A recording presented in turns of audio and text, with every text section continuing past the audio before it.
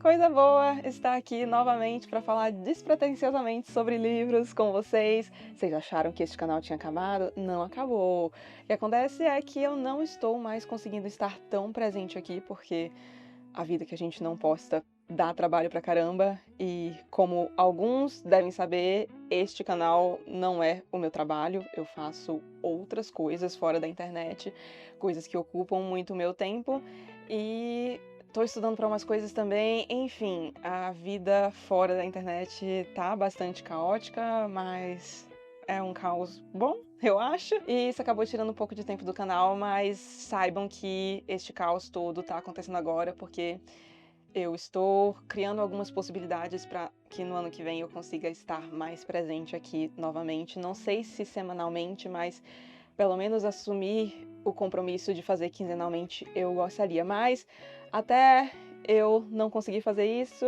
eventualmente vocês vão contar com um vídeo aí. Vou tentar fazer quinzenal, mas se vocês notarem que eu dei uma sumida, saibam que tá tudo bem, tá? É só que não tá rolando muito tempo mesmo, mas estava com muita saudade de gravar e sem mais delongas, porque, minha gente, tem uma pilha gigantesca aqui do lado. Tô até com medo de pegar tudo de uma vez, porque os livros são meio de tamanhos diferentes e ainda tem mais. A gente tem bastante coisa para conversar e bora lá. Seguinte, para este retorno, porque eu acho que faz o quê? Um mês que eu não posto vídeo por aqui, eu pensei em fazer uma atualização das leituras que eu fiz dos últimos tempos. Eu ia falar que ia fazer meio que na ordem, tentar, na verdade, mas não vamos fazer isso não, tá? Porque eu estou com o tempo contado para gravar este vídeo, inclusive, então bora lá. Começando pelo primeiro aqui na pilha, que é a trilogia de Nova York, do Paul Auster, um livro que eu amo, foi releitura pra mim, eu reli com o pessoal do Clubinho, meu clube do livro.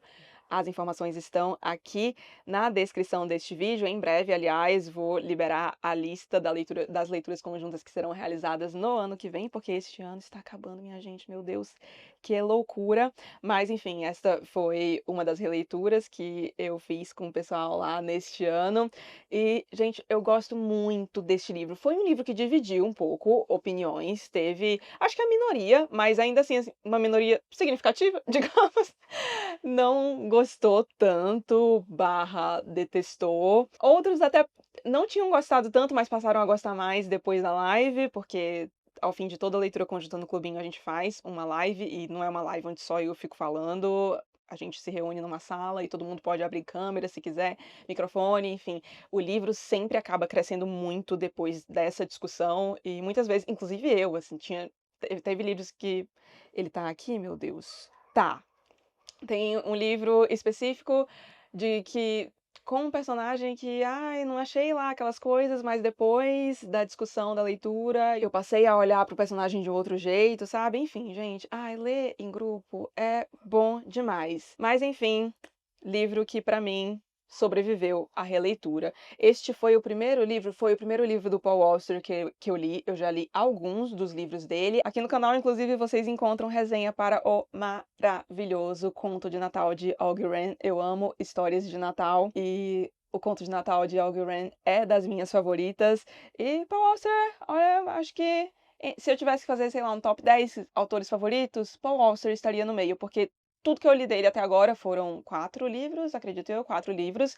Eu gostei bastante e incluo a trilogia de Nova York entre eles. Mas, ao fim das contas, o que que a gente tem aqui? Temos uma trilogia, ou seja, 3 histórias que são ambientadas em Nova York e elas têm alguns temas em comum. Todas têm um tom meio detetivesco e eu gosto muito de como Paul Auster utiliza esse recurso aqui, como ele insere o leitor, sabe? Em certos momentos a gente se sente meio que um detetive também, e ele trabalha muito a questão da linguagem, de linguagem, significado, e como essa busca por significado acaba se entrelaçando justamente com esse tom detetivesco, sabe? É um livro que trata muito sobre o ambíguo, sobre muitas vezes como a gente busca sentido nas coisas, mas elas não necessariamente têm ou precisam ter sentido. E eu acho que são histórias muito modernas, sabe, assim, muito tem os recursos diferentes sendo utilizados aqui, são histórias muito originais. Este, se não me falha a memória, é o livro mais aclamado do Paul Auster, não é o meu favorito ainda, o meu favorito é o 4321, que eu tô sabendo que boatos que vai rolar uma campanha pra leitura conjunta dele no clubinho, e não seria contra, porque eu amo aquele livro faz pouco tempo até,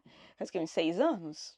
Eu acho. Foi um pouquinho antes do canal, então deve fazer uns 6 anos que eu li pela primeira vez e, assim, releria fácil, porque é um livro muito maravilhoso, tal qual a trilogia de Nova York, mas um pouco menos maravilhoso. Mas eu acho que como realização literária, eu entendo o porquê da trilogia de Nova York ser a obra mais aclamada de Paul Auster. Amo, em especial, a primeira e a terceira história. E, ai, gente, para, esta edição aqui, deixa eu ver se eu consigo mostrar direitinho pra vocês. Ai, Jesus, a luz não está colaborando tanto, mas acho que vocês conseguem ver. Esta é a arte de uma coleção gringa da Penguin Classics Deluxe, que, nossa, eu amo quem é figurinha carimbada aqui no canal, já me ouviu falar já me ouviu falar algumas vezes dessa coleção por aqui, porque é das minhas favoritas. Eu acho que eles combinam muito bem um design legal, escolha de obras legais com fortuna crítica, muitas vezes. Aqui não é o caso, mas muitas edições têm. E a Companhia das Letras ter trazido esta edição neste formatinho da edição gringa me faz questionar a companhia. Pelo amor de Deus, por que que vocês não trazem mais? Porque, se eu não me engano, essa aqui é a única. Gente, tá difícil. Eu estou de TPM, tá? E na minha TPM eu fico bastante confusa. Mas voltando até onde eu me lembre, esta aqui é a única neste formatinho mesmo trazida para o Brasil, Companhia das Letras. Ficaremos felizes caso vocês tragam mais. E para a trilogia de Nova York, 4.5 estrelas, eu realmente gosto bastante deste livro. O segundo livro que está aqui na pilha foi um livro que eu acabei de ler muito recentemente e é o livro do momento. Este vídeo está sendo gravado exatamente no dia 2 de outubro de 2025 e é o livro do momento, já tem cerca de um mês, eu diria.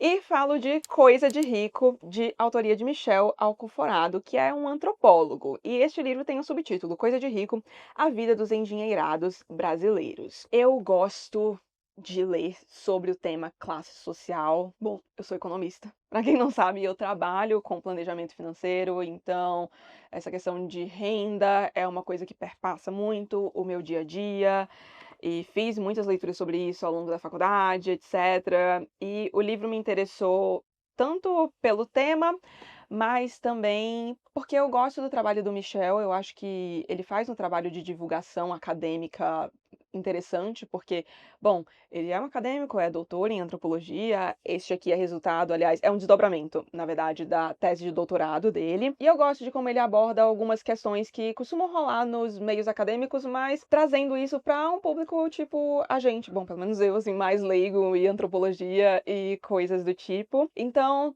já ouvi vários podcasts do Michel, enfim, e tava interessada em ler isto aqui, até porque eu acho que me deu assim a impressão de ser uma leitura bastante fluida, então eu tava precisando no momento, falei, ai, bora lá. Então, digníssimo, me deu este livro aqui de presente. Quem me acompanha no Instagram, então, esse foi o livro daquele golpe na livraria. Ai, Gabi, só quem viveu sabe. Mas voltando, então, Coisa de Rico. Aqui, o que o Michel vai fazer é basicamente pegar um recorte das elites e pessoas endinheiradas de São Paulo e Rio de Janeiro e comentar um pouco sobre o cotidiano dessas pessoas. Fala muito daqui da diferença do que é conhecido como novo rico e aquela pessoa que é o rico mais tradicional, que é muito conhecido aí como o old money ou dinheiro velho, que aqui no Brasil vem desde a época do café, coisas do tipo. Há diferenciações entre esses grupos e tem esse grupo dos novos ricos que quer entrar nessas rodas dos ricos mesmo. E eu sei que parece um negócio meio fútil, mas eu acho que pra gente entender camadas mais baixas da sociedade, a gente tem que entender o que tá acontecendo nas camadas mais altas também e como a visão de mundo dessas pessoas. E seguinte, eu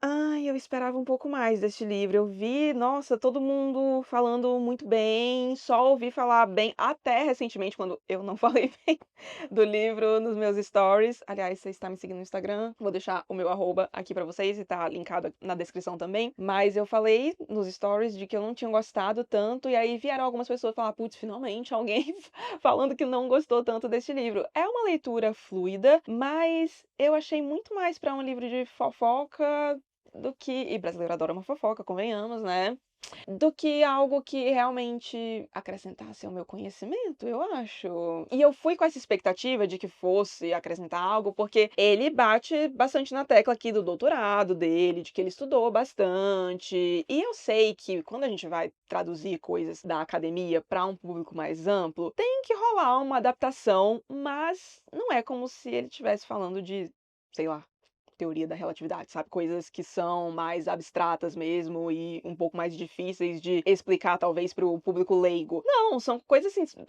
coisas que ele escreve aqui, a gente vê, lembra de personagens da nossa vida, sabe? É algo mais palpável. Então eu acho que podia ter rolado um esforço maior, ou não. Não precisava, na verdade, né? Porque assim, ele acredito que atingiu muito bem o objetivo dele, se o objetivo foi vender livros, porque o livro se tornou um best-seller, tá todo mundo falando dele, etc. Eu acho que talvez seja uma questão de expectativa minha, talvez equivocada. Me deu um pouco de nostalgia do tempo que eu lia Gossip Girl. Eu amava Gossip Girl quando eu tinha ali os meus 10, 11 anos. Mas tem algumas outras questões pra falar sobre este livro. E quem sabe eu não faço uma resenha aí pra gente discutir tudo, porque o objetivo deste vídeo é passar aqui pelas leituras de forma mais acelerada, mas se vocês tiverem muito interesse em uma resenha, deixem aqui, porque dependendo eu faço alguma coisa assim. Para Coisa de Rico, 3 estrelas. O que quer dizer que eu achei o livro ok. Abaixo de 3 estrelas são livros que eu não recomendo. 3 estrelas é um livro que eu acho ok, mas não necessariamente recomendo. Então, assim, acho ok. Não acho que foi tempo perdido, mas também não releria, tanto que eu pretendo fazer as minhas anotações. Quem sabe gravar um vídeo e aí passar este exemplar aqui pra frente. E, acima disso, são livros que eu costumo recomendar, só pra vocês saberem mais ou menos como é que funciona o esquema de estrelas aqui, apesar de que as minhas tentativas de racionalizar esse sistema são sempre falhas, porque este sistema é um tanto quanto subjetivo. Mas vamos agora, saindo de Michel Alcoforado, para o véio do meu coração, José Saramago e seu Memorial do Convento. Não vou me alongar muito sobre este aqui, porque nós já temos resenha para este livro aqui no canal, então eu vou deixar linkado aqui. Gente, fiquei um mês sem gravar vídeo, eu já esqueci o lado que eu tenho que apontar, mas eu acho que é esse aqui mesmo. Orento, qualquer coisa vocês ignoram, vocês estão vendo aí o lado certo. Mas, pois bem, Memorial do Convento de José Saramago foi o Saramago do ano no Clubinho. No Clubinho a gente tem todo ano, já o que faz uns 4 anos, eu acho que nós temos um Saramago por lá. Ainda não sabemos qual será o do ano que vem, mas saberemos em breve. Mas o deste ano foi então o Memorial do Convento, que trata da construção do convento de Mafra, que fica em Mafra, em Portugal, e é um local belíssimo, muito grandioso. Tem uma biblioteca lindíssima lá, aliás, das mais lindas do mundo. E é uma construção que tem bastante coisa por trás, um cenário político bastante conturbado, aquele passado bastante explorador de Portugal muito em evidência, e o Saramago vai colocar luz sobre isso aqui, porque Saramago é esse, né? Não, Saramago não tem papas na língua, então vai denunciar alguns absurdos que aconteceram à época, ao mesmo tempo que nos apresenta personagens ficcionais maravilhosos como Baltazar, Sete Sóis, Blimunda e o Padre Voador, aliás, que é mais ou menos fictício. O que o Saramago faz muito aqui é pegar acontecimentos e pessoas da vida real e ficcionalizar, mas muitas com aquele fundinho de realidade. E sobre a história do Padre Voador, que era brasileiro, aliás, os restos mortais dele estão aqui na Catedral da Sé, em São Paulo, local que vale muito a pena visitar, inclusive, catedral lindíssima. Mas, enfim, vejam lá na resenha. Gostei do livro, mas não é dos meus favoritos do Saramago, não. Para Memorial do Convento, 4 estrelas. Acho que é isso que eu dei pra ele. Se não é, é o que a Paloma do Presente está dando agora. Ah, nossa. Peguei aqui agora o As Pequenas Virtudes, da Natalia Ginzburg, que foi um dos livros que mais me tocou neste ano, de longe.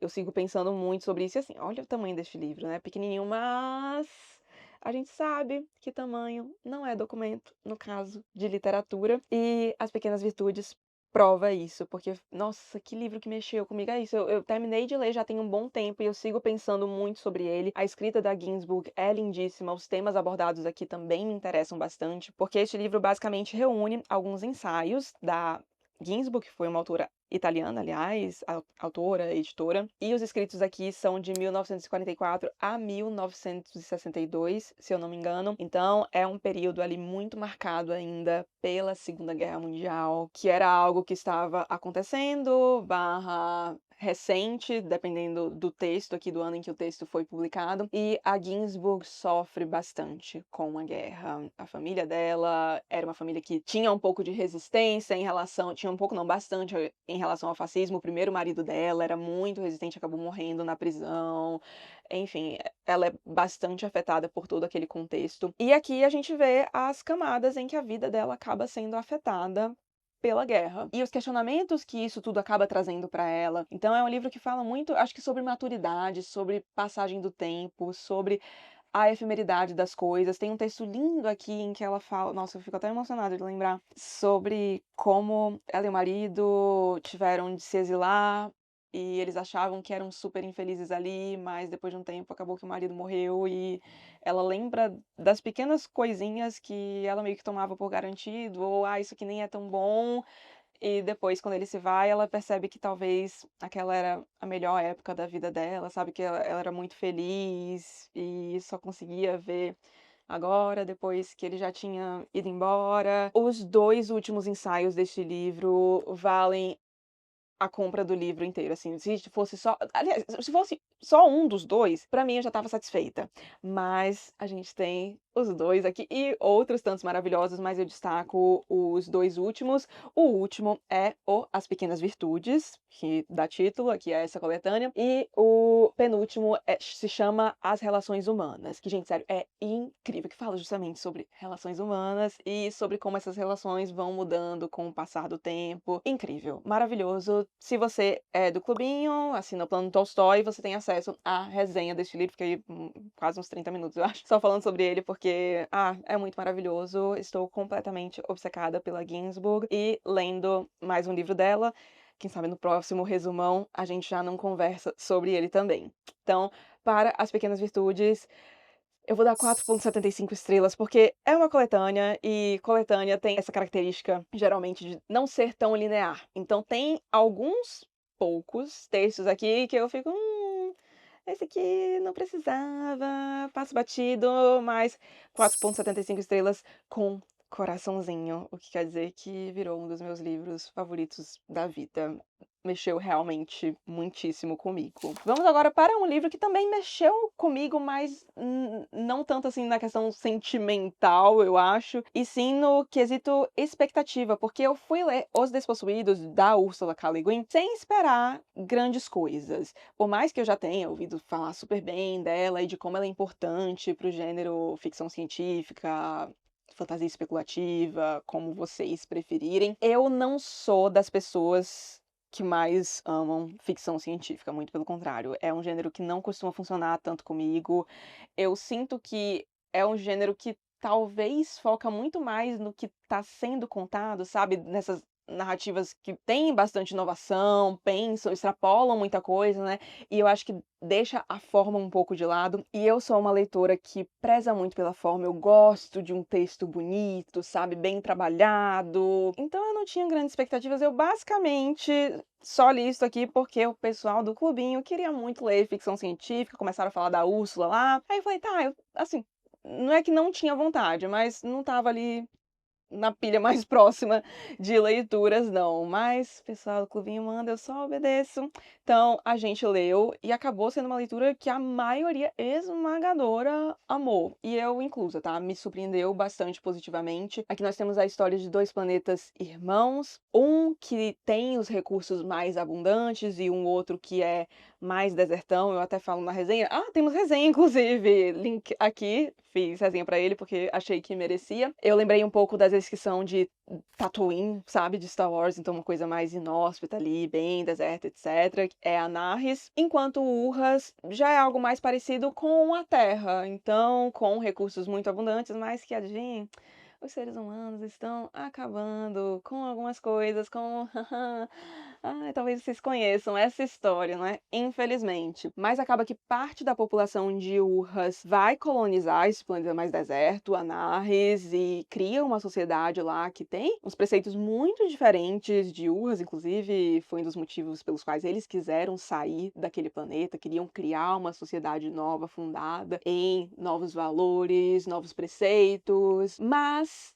o nosso protagonista, Shevek, que é um físico que já nasce em Anarres mesmo, então ele nunca não foi essa galera que nasceu em Urras e foi para Anarres, tem bastante interesse em conhecer não só Urras, mas ter um diálogo mais intergaláctico, digamos, porque a gente tem foco nesses 2 planetas, mas há uma galáxia gigantesca com vários planetas e eles conseguem se comunicar, mas Anarres é essa coisa mais fechadinha mesmo e o Shevek tem bastante curiosidade em saber do que acontece nos outros mundos e em como eles podem cooperar. Ele tem muito essa ideia da cooperação internacional, então ele acaba conseguindo ir para Urras, mas para descobrir o que acontece, vocês terão de ler o livro e para impressões mais detalhadas, mas ainda assim sem spoilers, vejam a resenha então que eu deixei linkada aqui e também está na descrição para vocês. Gostei bastante de gravar a resenha e bastante de ler Dona Úrsula K. Le Guin. Quem sabe em breve a gente não pega alguma outra coisa dela para ler aqui. Eu tenho um livro de ensaios que me foi dado, eu tô olhando para ele agora, inclusive o Sem Tempo a Perder, que me foi dado muito gentilmente pela Lúcia, maravilhosa. Um beijo, Lúcia. Então quem sabe ele seja o próximo, mas eu tenho muita curiosidade também para ler o A Mão Esquerda da Escuridão, que também é ficção dela. E para Os Despossuídos, 4,25 estrelas. Gostei bastante. Próximo livro apareceu aqui no canal, não em forma de resenha, mas em forma de um vlog, porque ele fez parte do meu projeto pré-Flip. Tem alguns vídeos aqui, 2 especificamente sobre a Flip. Então, uma sobre o meu projeto antes de ir à Flip, porque eu dei uma olhada nos autores, vi o que me interessava e resolvi que ia ler algumas coisas. E depois eu fiz um vídeo, um vlog durante a Flip e reunindo também algumas das minhas impressões finais após o encerramento do evento. Falei sobre preços, inclusive, então se você tem vontade de ir à Flip e queria saber mais sobre valores, etc., vale a pena dar uma olhada no vídeo. Eu coloquei lá algumas informações que eu gostaria de ter encontrado antes de ir à Flip e não encontrei. Mas, enfim, o foco aqui é A Boa Sorte, de Rosa Monteiro, que eu tive o prazer de ver ao vivo e a cores lá na Flip. E eu li este aqui, então, que foi a primeira ficção real oficial que eu li da Rosa. Eu falo real oficial porque, bom, todos os livros dela que eu li, na verdade, são meio híbridos, porque ela sempre fala que tem um aspecto ficcional e tudo, e é isso, né, gente? A gente, mesmo, a memória não é tão confiável, então, mesmo que o livro seja categorizado como não ficção, se for autobiografia, memórias, é não ficção pero no mucho, porque, enfim, a memória não é confiável, mas a Rosa coloca isso de forma mais clara.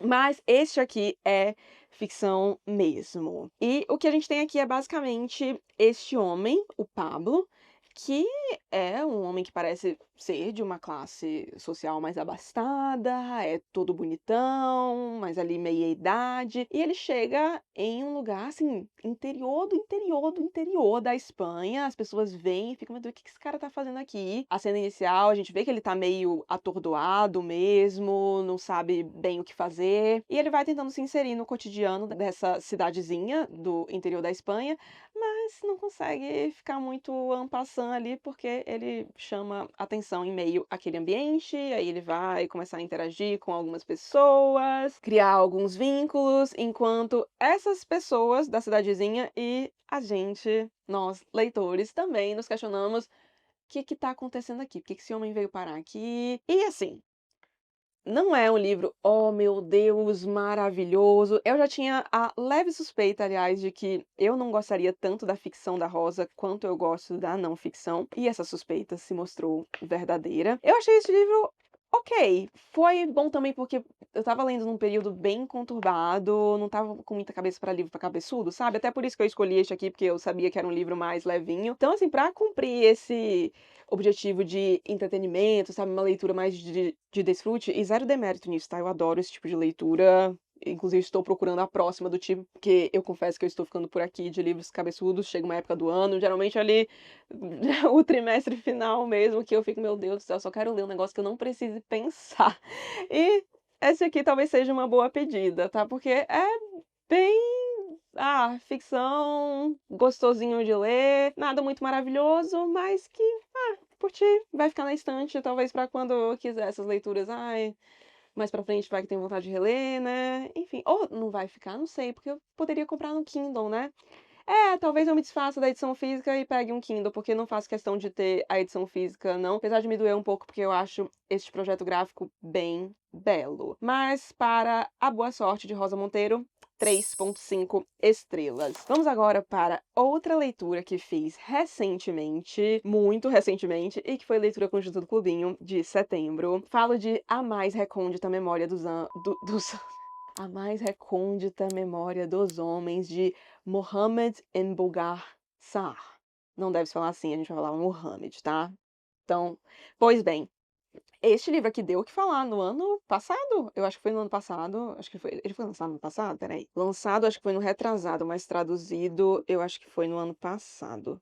Jesus, completamente perdida no tempo. Foi lançado mesmo internacionalmente em 2021 e a tradução da Fósforo, que é a editora que edita este livro, é de 2022. Mas enfim, eu lembro de ter sido uma coisa um pouco mais recente, assim, o burburinho dele. E olha, tem fundamento. Não achei um livro, oh meu Deus, perfeito, maravilhoso, mas não precisa, né, gente, pra gente apreciar. E aqui nós temos como narrador e talvez protagonista, mas nem sempre narrador e nem sempre protagonista, um homem chamado Diegane Faye. O Diegane é senegalês, país que tem o francês como uma de suas línguas, país de colonização francesa, africano, e a exemplo de muitos dos estudantes que são um pouco mais dotados, que se destacam mais, etc., muitos acabam indo estudar na França, fazer faculdade na França, etc. E este é o caso de Diegane, então ele mora em Paris, estuda literatura, publica um livro que tem um sucesso inicial ali, ele tá perseguindo essa carreira de escritor, e aqui no começo, no presente da narrativa, ele acaba se deparando com o nome de um homem que se apresentou ao mundo, digamos, como T.C. Elimani. Eu digo se apresentou ao mundo como T.C. Elimani porque a gente não sabe se esse é o nome verdadeiro dele. Primeiro que tem as iniciais, né? E, enfim, o Elimani também, a princípio, a gente não sabe se é o nome dele mesmo. Mas este foi um autor, também senegalês, que havia feito muito sucesso, ali uns 70 anos antes do presente da narrativa, através da publicação de um livro, seu romance de estreia, porém ele acaba sofrendo acusações de plágio, some do mundo, ninguém mais ouve falar desse homem, e esse mistério acaba intrigando um pouco o Diegane, especialmente depois que ele entra em contato com a obra do T.C. Elimani, que é chamada O Labirinto do Inumano, porque basicamente o que aconteceu foi, teve esse rolê, essa acusação de plágio que gerou um furdunço, muitas críticas, etc.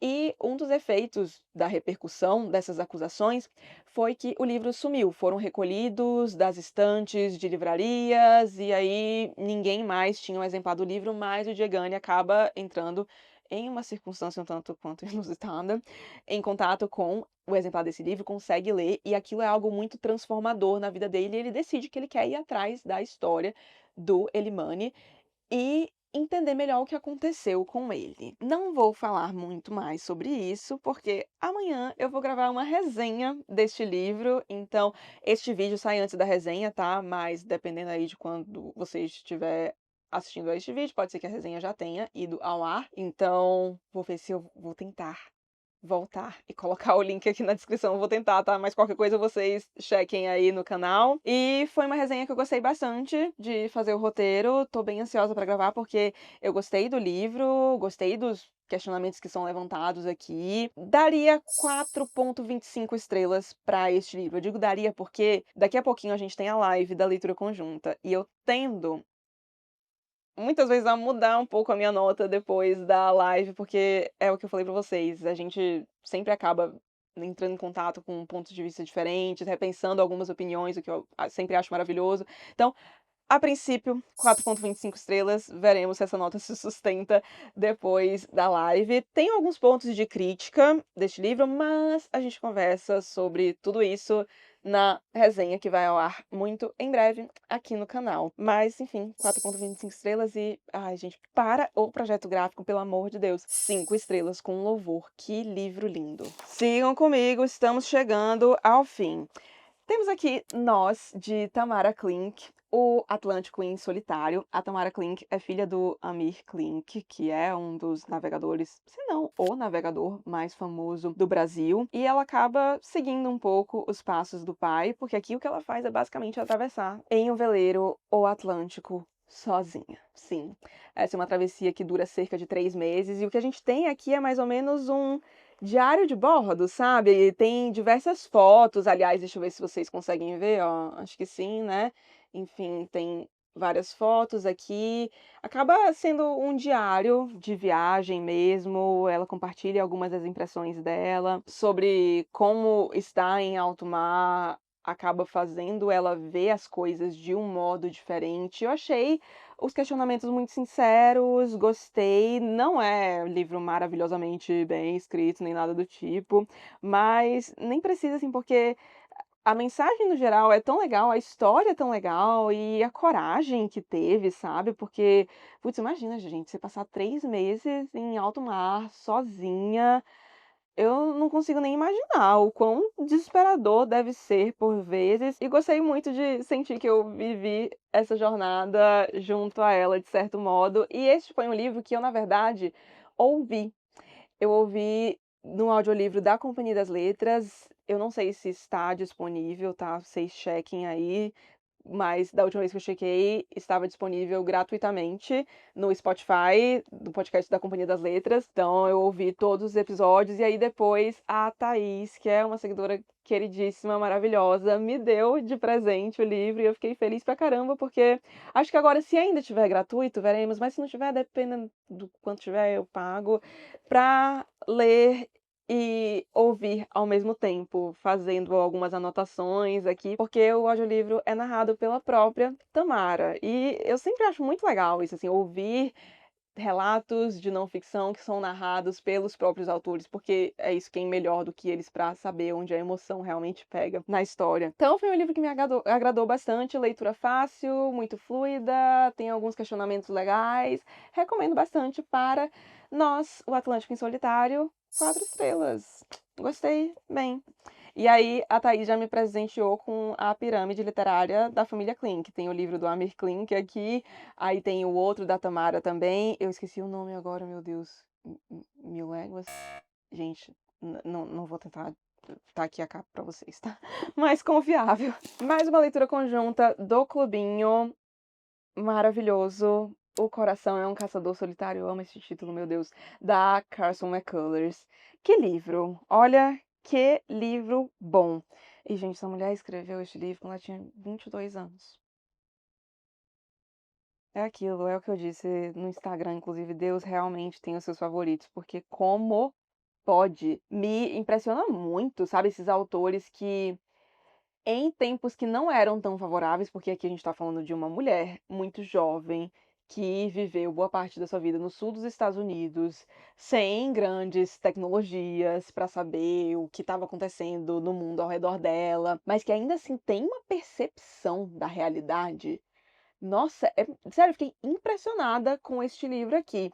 Mas o que nós temos é um livro ambientado no sul dos Estados Unidos, começa em 1939, para ser mais específica, e é uma narrativa que gira em torno de um personagem chamado Singer. Singer que, aliás, é surdo.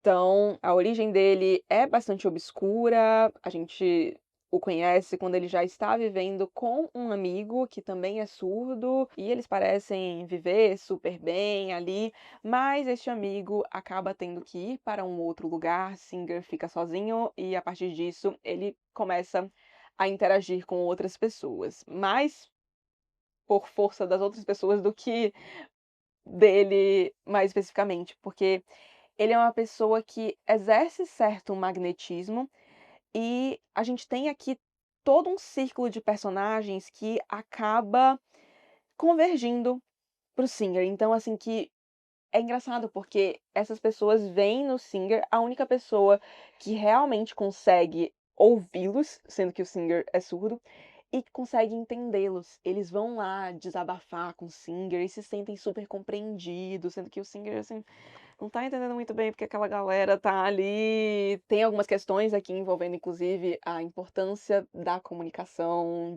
da escuta, e isso acontece com o próprio Singer também, então é interessante porque a gente vê a relação dele com esses personagens, mas também o que ele sente em relação ao Antonopoulos, que é o amigo dele que acaba tendo que ir para outro lugar, e ela no caso, a Carson McCullers, acaba conseguindo colocar muito do espírito do tempo aqui, sabe, deste ambiente sul dos Estados Unidos, 1939, então coloca algumas coisas em pauta, como, por exemplo, a segregação, a desigualdade de renda.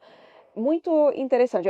Foi um livro que me impressionou muito, muito mesmo. Não acho um livro perfeito. Aliás, este é o livro da live que eu falei pra vocês, que tem um personagem aqui que pra mim era meio talvez meio inútil, e aí acabei mudando um pouco a minha perspectiva a partir da live do clubinho. Mas enfim, personagens muito bem construídos, em especial a Mick. A Mick, nossa senhora, que personagem, ai, maravilhosa. Não sei se eu vou fazer resenha pra ele, mas quem sabe? Quem sabe? Não sei, não estou com particular vontade, mas se eu fizer a gente fala um pouco mais da Mick. E bom, se você tem acesso ao clubinho, você consegue ver todo o material sobre este livro aqui. Foram três vídeos ou 4 vídeos, se não me falha a memória. Está lá, tudo disponível para você no plano Tolstói. Para o Coração é um Caçador Solitário, 4,25 estrelas. Nossa, eu achei que estava mais perto de acabar do que realmente está, porque eu lembrei que tem algumas coisas no Kindle aqui. Mas vamos lá então. Vou pegar aqui o Gente Maior que Internet, da Fefe Rezende, que, gente, eu esqueci, é Plaquete, isso, que é este livro, assim, um livro fininho, curtinho, num formato mais econômico, enfim.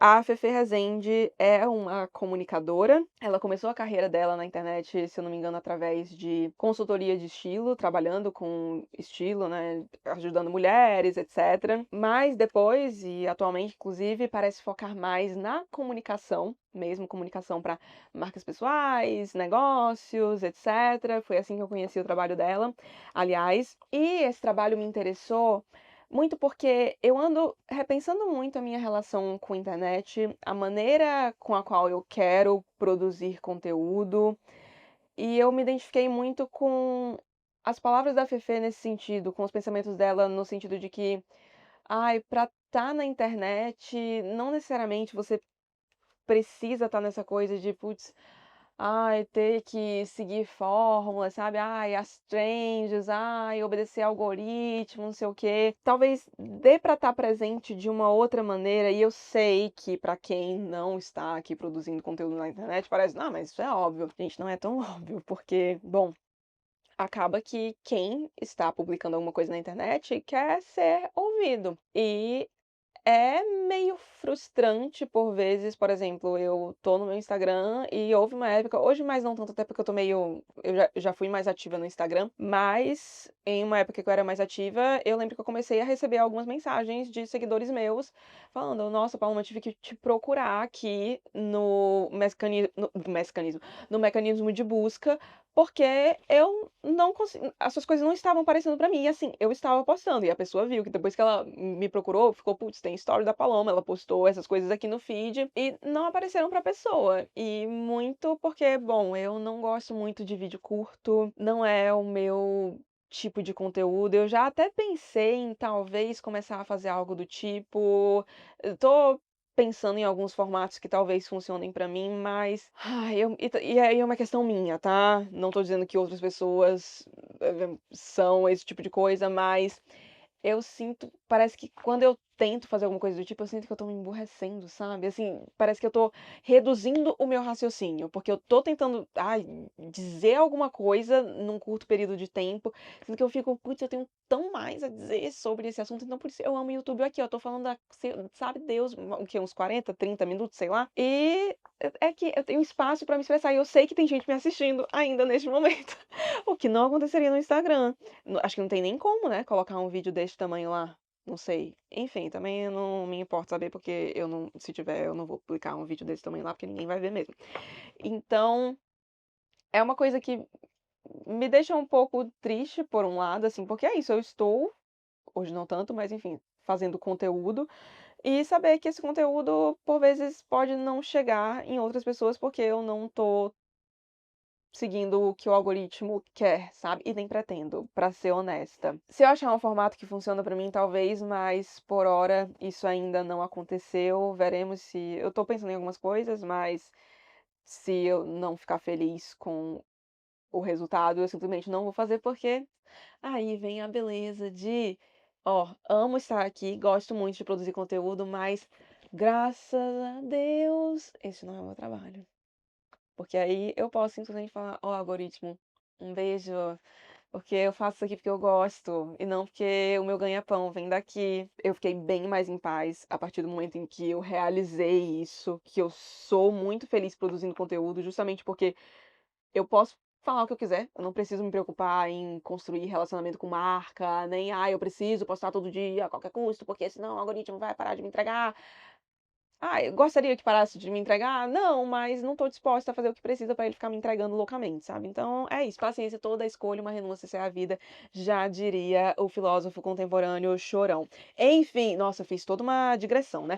Mas a Fefe aqui fala um pouco sobre isso, então, sobre tentar voltar um pouco pra internet do começo, sabe? Quando a gente, por exemplo, tinha mais vontade de compartilhar e não só de consumir. Ela começa o texto, inclusive, dizendo que eu tô muito convencida de que a internet é mais legal quando a gente não tá o tempo inteiro online, quando reveza com a vida real. Eu até escrevo aqui, eu puxei, talvez até por isso a sensação de que antes fosse mais legal.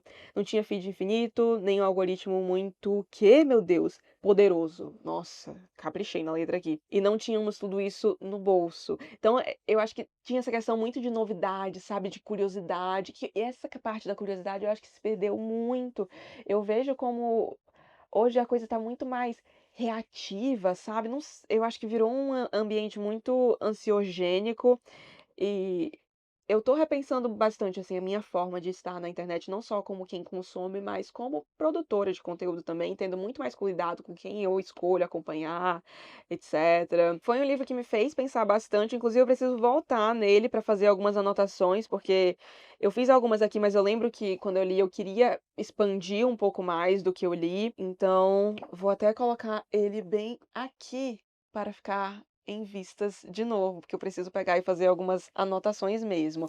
E aí, da Fefe Rezende, eu acabei lendo alguns outros livros, mas os outros, alguns, dois, em conjunto com, meu Deus, eu esqueci o nome da outra moça, perdão, meu Deus. Como é que Cris Zanetti? Ou eu tô louca? Vamos já descobrir. Não, não estou louca. É Cris Zanetti mesmo. Eu li o Substitua Consumo por Autoestima, que fala um pouco do consumismo, então, e sobre como a gente pode buscar autoestima através de outras maneiras que não, eu preciso daquela roupa para me sentir bem, sabe, coisas do tipo, e o como construir um guarda-roupa inteligente. Eu li esses dois por recomendação de um podcast que eu escutei, mas honestamente dos dois, esses dois aqui eu gostei muito mais, deixa aqui, mesmo sendo mais curtinho, etc. Esses outros dois eu achei um pouco, raso. E eu entendo que talvez em um deles, assim, a questão do como construir um guarda-roupa inteligente, talvez seja mais uma coisa assim direta, a intenção mesmo. Elas deixam claro, inclusive, que essa coisa assim, querem um livro mais curtinho mesmo, prático, mas eu queria que mais algumas coisas tivessem sido elaboradas, talvez, e não foram, mas enfim, fica aí a dica. Eu li os dois no Kindle e acabei relendo também A Utilidade do Inútil, do Nútil Ordine, para o episódio de um podcast.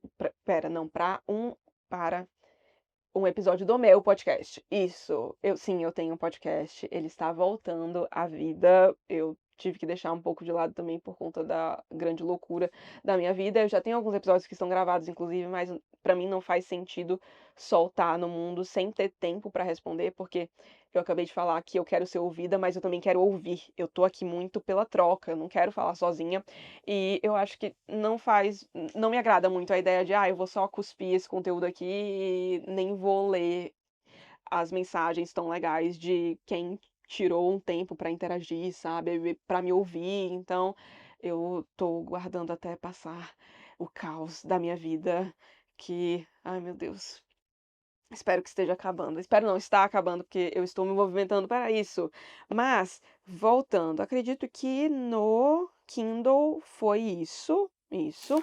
E agora vamos para as duas últimas leituras que temos aqui para atualizar, que são, na verdade, quadrinhos. Um deles, uma releitura, que é, nossa, é um dos meus quadrinhos favoritos da vida, se não o meu quadrinho favorito da vida, não sei. Eu gosto muito de Watchmen, e aí completamente diferente desse, mas, enfim, um quadrinho maravilhoso também. Adoro o Encyclopedia of Early Earth. Ai, não sei. Mas, enfim, é um dos meus quadrinhos favoritos da vida, tá? De outra autora que eu também tive o prazer de ver na Flip, tirei foto com ela, uma querida, que é a Liv Stromquist. E este é o A Rosa Mais Vermelha Desabrocha, O Amor nos Tempos do Capitalismo Tardio, ou Por que as Pessoas se Apaixonam Tão Raramente Hoje em Dia. Tem resenha pra este quadrinho lá no clubinho, tá? Tem alguns vídeos aqui, eu vou deixar linkado na descrição em que eu falo mais sobre ele, então nem vou falar tanto sobre ele aqui, mas maravilhoso se você se interessa sobre o tema amor e principalmente o amor na contemporaneidade, se você acha algumas coisas esquisitas aí, talvez você queira dar uma olhada. E em algum momento no podcast sai um episódio que inclusive já está pronto, eu tenho um roteiro pronto, eu reli este quadrinho para este episódio inclusive, que traça um paralelo deste quadrinho e Amores Materialistas, aquele filme aí que deu o que falar, que eu vi, tem os meus poréns, mas acho que abre margem para umas discussões legais que se conectam com este quadrinho incrível aqui para ele, 5 estrelas, coraçãozinho. Eita, eu nem dei nota pro da Fefe Rezende, né? É porque é tão curtinho, gente, mas assim, essa aqui foi uma leitura 4 estrelas pra mim. Pensei em muita coisa a partir dela. Para as outras eu daria 3 também, tá? Mas este aqui, 5 estrelas, coraçãozinho, mil estrelas, o que tiver pra dar pra este livro, eu dou, porque ele é incrível, eu amo demais. E aí, li também o lançamento mais recente da Liv, que é a Astrologia, e também não vou me alongar muito sobre ele aqui, até porque, gente, a minha coluna já está ficando meio cansada, que eu estou sentada no chão. Eu coloquei uma almofada aqui, mas eu estou ficando cansada e com calor. Então, vamos acabar esse vídeo, pelo amor de Deus. Até porque sigam comigo. Vamos lá. Eu não vou me alongar tanto sobre ele, porque apareceu também nesses vlogs em que A Boa Sorte da Rosa Monteiro apareceu, então já falei bastante sobre ele, mas em resumo, aqui a gente tem a Liv falando sobre astrologia e sobre o porquê de as pessoas se interessarem tanto por astrologia hoje em dia, mesmo sendo uma coisa que, ai, gente, eu sei, ai, você pode acreditar em astrologia, super respeito, tenho amigos que acreditam também, mas não é essa coisa super científica, né, com altas evidências, nem nada do tipo, enfim. E aí a provocação dela é mais ou menos isso, assim, por que que hoje, com evolução científica, etc., as pessoas ainda falam tanto de astrologia.